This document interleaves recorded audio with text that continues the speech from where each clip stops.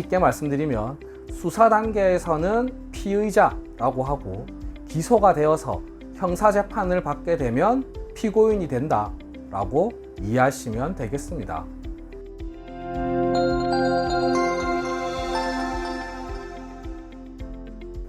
안녕하세요. 노태구 변호사입니다. 이번 영상은 법률 용어를 최대한 쉽게 설명드리려고 합니다. 상담하다 보면 법률 용어에 익숙하지 않으시니까 얘기를 하시는 것 자체를 어려워하시는 분들도 계시는데요. 사실 저희 변호사들도 헷갈릴 때가 있습니다. 잠깐 소개를 해드리겠습니다. 변호사는 자격, 직업이죠. 재판에서는 조금 다르게 지칭합니다. 민사재판에서는 저희를 소송 대리인이라고 합니다. 형사재판에서는 변호사가 아니라 변호인이라고 합니다. 정확하게 표현을 하면 민사재판에서는 원고 또는 피고의 소송 대리인, 변호사, 뭐뭐뭐라고 하고 형사재판에서는 피고인의 변호인, 변호사, 뭐뭐뭐라고 하는 겁니다. 그런데 경험이 많지 않았던 변호사가 민사재판에 나가서 변호인 누구누구입니다 라고 한 겁니다. 그래서 판사님으로부터 혼났다는 얘기를 들었던 적이 있습니다. 형사재판에서 변호인이라고 하지 민사재판에서는 소송 대리인이라고 해야 한다는 거죠. 이렇게 저희 변호사들도 간혹 헷갈리는 경우가 있습니다. 그러니 상담하실 때 너무 법률 용어에 신경 쓰지 않으셔도 됩니다. 저희들이 다 알아듣습니다. 그리고 이 영상 보시면 훨씬 도움이 되실 겁니다. 오늘은 형사재판에서의 법률 용어를 주로 말씀드릴 겁니다. 설명을 하다 보면 자연스럽게 민사재판에서의 법률 용어도 설명을 드릴 것 같습니다. 먼저 고소, 고발부터 설명을 드리겠습니다.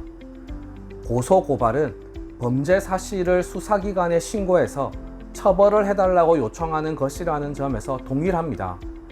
다른 점은 누가 하느냐의 차이입니다. 고소는 피해자가 하는 겁니다.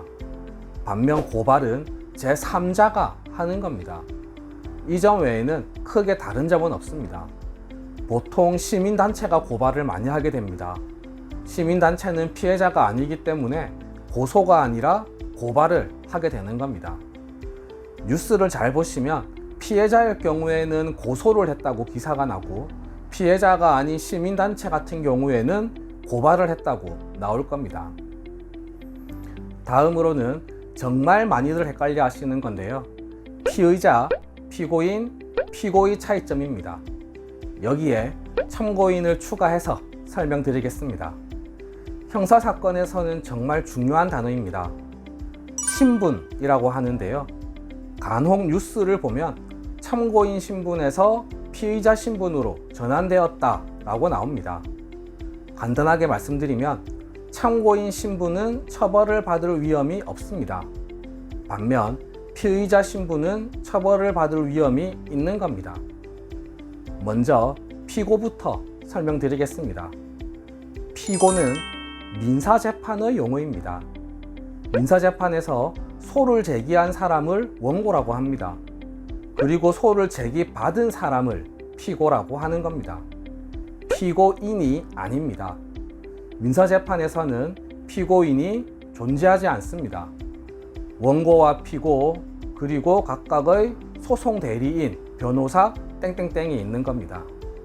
이렇게 민사재판에서의 당사자는 원고와 피고입니다. 원고는 피고에게 무언가를 요구하게 되고 피고는 원고가 요구하는 바를 할 의무가 없다고 각자의 주장을 하게 되는 겁니다. 판사님께서는 원고와 피고의 주장을 듣고 누구 말이 맞는지를 판단하게 되는 거죠. 참고로 민사재판에서는 재판이 이루어지는 날을 변론기일이라고 합니다. 이제 피의자, 피고인에 대해서 설명드리겠습니다. 피의자는 범죄를 저질렀다고 의심받는 사람을 의미합니다. 누군가가 고소를 했어요. 그러면 고소를 당한 상대방이 피의자가 되는 겁니다. 여기서 의심을 받는다는 말이 좀 중립적이지는 않는데요. 나는 죄를 전혀 저지르지도 않았는데 왜 의심을 받냐 라고 하실 수도 있으세요. 법에서는 피의자는 그냥 고소를 당한 사람을 의미한다고 이해하시면 됩니다. 고소장이 접수되면 수사기관에서 고소장에 적힌 범죄 사실에 대해서 수사를 해야 합니다. 결론을 내주어야 하는 거죠. 수사의 대상이라는 점에서 피의자라고 하는 겁니다. 고소장이 접수되면 수사기관에서 수사를 하고 고소장에 적힌 대로 피의자가 죄를 저질렀다고 판단되면 기소를 하게 됩니다.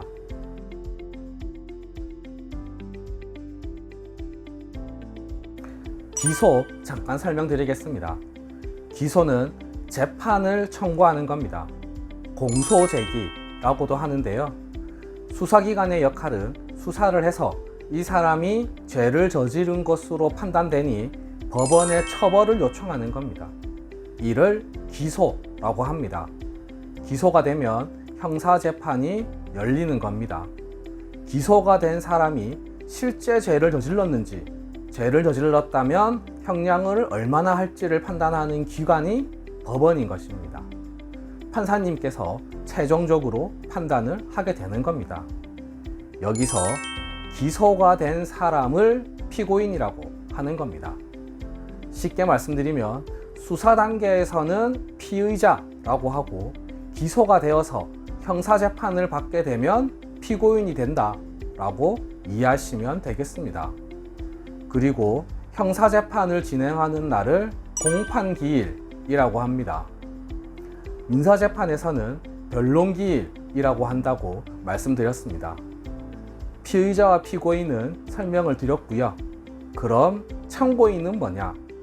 참고인은 말 그대로 수사를 하는 과정에서 고소인이 아니고 피의자도 아닌 제3자인데 수사에 필요한 사람을 의미하는 겁니다.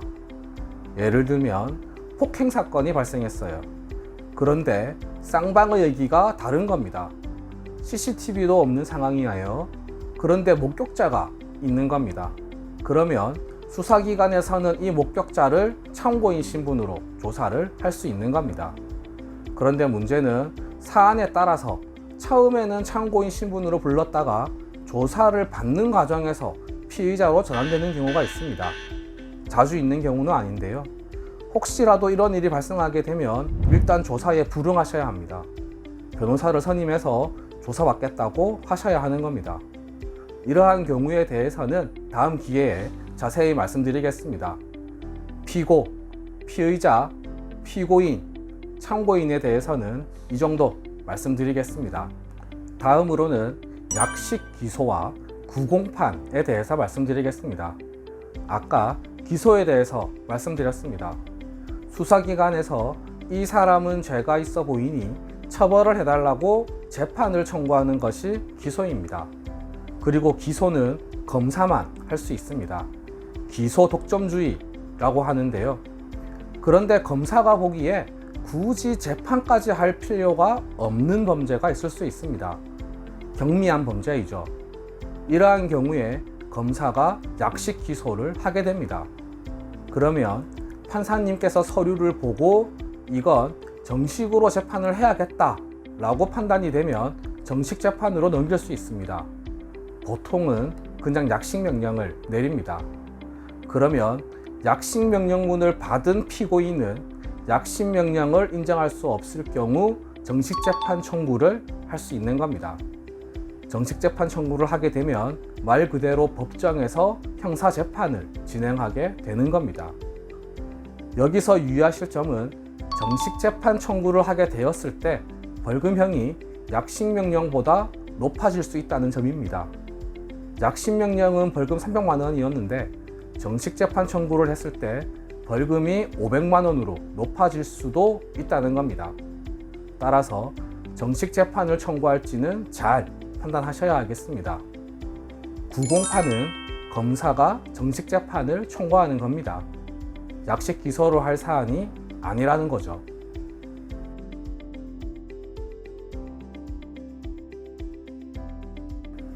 이제 마지막으로 기소유예, 선고유예, 집행유예에 대해서 말씀드리겠습니다. 유예는 일단 미루는 거라고 생각하시면 됩니다. 기소유예는 검사가 하는 겁니다. 검사가 볼 때 죄는 맞는데 처벌을 할 정도까지는 아니니까 기소를 미루겠다는 겁니다. 사실상 기소를 안 하겠다라는 겁니다. 그런데 죄는 맞다는 겁니다. 죄가 되지 않으면 기소유예가 아니라 불기소 처분을 하게 됩니다. 선고유예는 판사님께서 하는 겁니다. 내용은 기소유예와 비슷합니다. 검사가 처벌이 필요하다고 판단해서 기소를 했지만 판사가 보기에는 처벌을 할 정도는 아니라는 겁니다. 선고유예를 받게 되면 2년 내에 죄를 저지르지 않으면 재판 자체가 없었던 것으로 됩니다. 이를 법률 용어로는 면소관주라고 하는데요. 이것까지 아실 필요는 없습니다. 그냥 선고유예를 받으면 판사님께서 한번 봐주는 거다라고 생각하시면 되겠습니다. 기소유예는 검사가 봐주는 거다라고 생각하시면 되겠습니다. 마지막으로 집행유예 말씀드리겠습니다. 집행유예는 판사가 판단하기에 실형을 선고하기는 해야 되는데 이번에 바로 교도소에 보낼 정도까지는 아니니까 형의 집행을 미루는 거라고 생각하시면 됩니다. 집행유예는 3년 이하의 징역이나 500만 원 이하의 벌금이 선고되는 경우 가능합니다. 집행유예 기간 동안 다시 죄를 범하지만 않으면 선고된 형은 사라지는 겁니다. 만약 집행유예 기간 내에 다시 죄를 저질렀다면 집행유예가 취소될 수 있는 겁니다. 그렇게 되면 유예되었던 형을 살아야 하는 겁니다. 그러니 집행유예 기간에는 절대 죄를 저지르면 안 되겠습니다. 오늘 많은 말씀을 드린 것 같습니다. 오늘 언급되었던 용어들 쭉 말씀드려 보겠습니다. 고소, 고발, 피고, 피의자, 피고인, 참고인, 기소, 약식기소, 구공판, 기소유예, 선고유예, 집행유예를 설명드렸습니다. 도움이 되셨으면 좋겠습니다. 오늘 준비한 내용은 여기까지입니다. 궁금하신 점이 있으시면 댓글에 남겨주시거나 전화주세요. 최대한 친절하게 상담해 드리겠습니다. 이상 노태구 변호사였습니다. 감사합니다.